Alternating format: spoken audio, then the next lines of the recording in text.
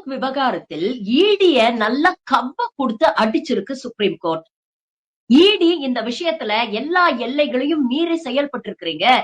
41 எஃப்ஐஆரின் அடிப்படையில் வழக்குகள் பதிவு செய்யப்பட்டு ரெய்டு எல்லாம் நடந்திருக்கு.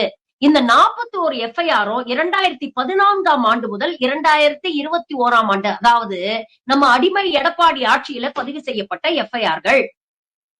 இத வச்சுதான் நீங்க வழக்கு பதிவு செஞ்சு எல்லா எல்லையும் மீறி இருக்கிறீங்க அப்படின்னு இனிமேல் இந்த விஷயத்துல நீங்க மேற்கொண்டு விசாரணை நடத்தக்கூடாதுன்னு இடைக்கால தடை விதித்திருக்கிறது சுப்ரீம் கோர்ட். இதை ஒட்டி சமூக வலைதளங்கள்ல ஒரு மீம் வைரல் ஆயிட்டு இருக்கு.